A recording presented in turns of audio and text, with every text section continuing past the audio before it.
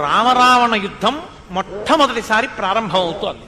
హనుమ లక్ష్మణుణ్ణి క్షేమకరమైనటువంటి ప్రదేశంలో పడుకోబెట్టి పరుగు పరుగున వచ్చి, స్వామి వాడు రథం మీద ఉన్నాడు, మీరు భూమి మీద నడుస్తున్నారు, మీరు ఇలా యుద్ధం చెయ్యొద్దు, మీరు నా భుజాల మీద కూర్చోండి, నేను మిమ్మల్ని తీసుకెడతాను, మీరు నన్ను వాహనంగా స్వీకరించి యుద్ధం చేయండి అన్నారు.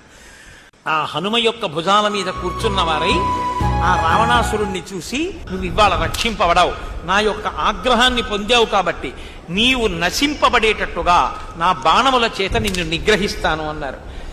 వెంటనే రావణాసురుడు సంజ్ఞ పొంది లేచి రథంలో నిలబడి ధనస్సుని పట్టుకుని బాణాలు పట్టుకుని ఆ రామచంద్రమూర్తి ఎక్కి వస్తున్నటువంటి హనుమ మీద ఏకకాలంలో అనేక బాణములను ప్రయోగించాడు.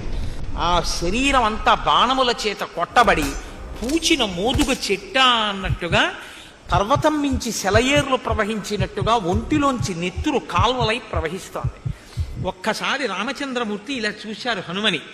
తనకి వాహనమై తనని వహిస్తున్న వాణ్ణి అన్ని బాణములతో కొట్టేటప్పటికీ ఎన్నడూ కోపం రానటువంటి రామచంద్రమూర్తికి అపారమైనటువంటి కోపం కలిగింది. వెంటనే తన ధనస్సుని మండలాకారంగా తిప్పి ఆలోచించడానికి వీలు లేని రీతిలో బాణప్రయోగం చేశారు. ఆ రావణాసురుని యొక్క వక్షస్థలం మీద ఒక దెబ్బ బాణంతో కొట్టారు. ఆ బాణ ధాటికి తట్టుకోలేక ఆ రావణాసురుడి చేతిలో పట్టుకున్న ధనస్సుని కూడా ఇచ్చుకోలేదు. ఒక బాణాన్ని ప్రయోగించి రావణాసురుడి తలల మీద ఉన్నటువంటి కిరీటాన్ని ముక్కలై కింద పడేటట్టుగా కొట్టేశారు.